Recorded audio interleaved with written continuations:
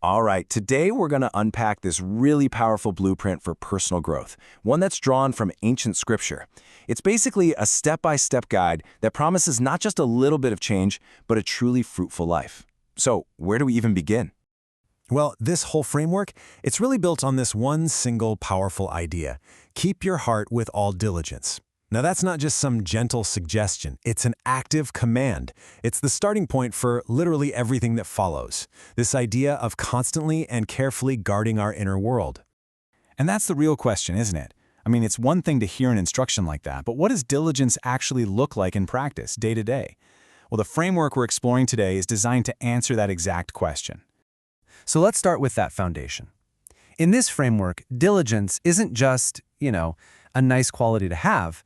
It's presented as the very engine of spiritual growth.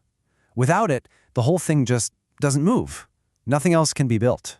And notice the specific language here. This isn't just about being busy. It's about being careful, persistent, steady, and energetic. This whole idea completely rejects a passive approach to faith. It really demands an intentional, focused effort for the journey ahead. So if diligence is the engine, what's it powering? Well, the teaching argues that you start with a foundation of faith, but then you have to diligently add specific qualities to it. Let's dig into what these essential building blocks actually are. The very first block you add to your faith is virtue. We're talking about moral excellence, integrity. It's all about consciously aligning your character and your actions with a higher standard. It's not something that just happens. It's a deliberate choice, a firm commitment. Next up, you add knowledge. And we're not talking about surface-level information or just trivia.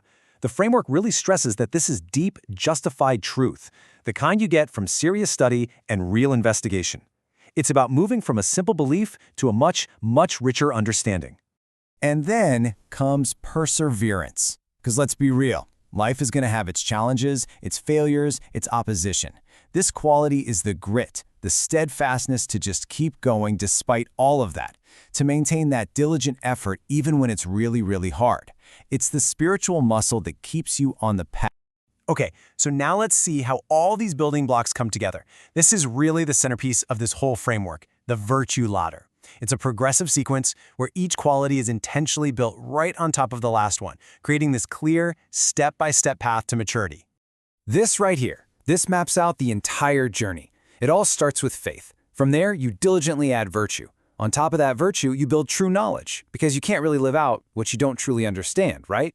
That knowledge then informs your self-control. Your self-control is what fuels your perseverance when things get tough.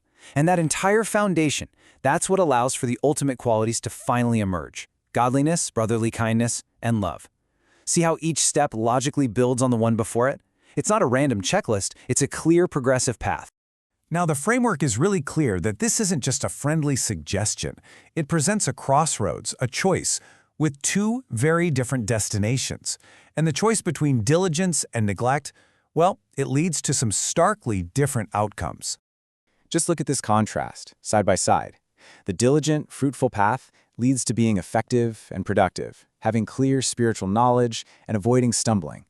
The alternative, the short-sighted path, it results in being barren, unfruitful, spiritually blind, and even forgetful. You can see the stakes here are presented as being incredibly high. The framework actually identifies this short-sightedness as the biggest danger of neglect. It's a kind of spiritual blindness, an inability to see things clearly or make good judgments because your inner vision has just become completely blurred. And here's where it gets really serious. This kind of neglect leads to what you could call spiritual amnesia. You become blind to, or just flat out forget, the foundational cleansing from past sins. It's like you're trying to operate in the dark, with no memory of where the light switch even is. But hey, for those who stay on that diligent path, the framework doesn't just end with a warning. It actually concludes with an incredibly powerful promise, the ultimate reward for this whole journey of growth. And this right here reveals the ultimate purpose of the entire process. By diligently climbing that ladder of virtues, you gain this certainty about your unique spiritual calling. It just removes all the ambiguity, confirming that you are on the exact path designed for you. And this is it, the grand finale, the culmination of that entire journey. It's not just an entrance, but an abundant one. That is the final promise for those who have diligently built upon their faith step by step by step. So what does abundant entrance actually mean in practical terms? Well, the teaching explains it with this really powerful analogy. It's like having a diplomatic passport.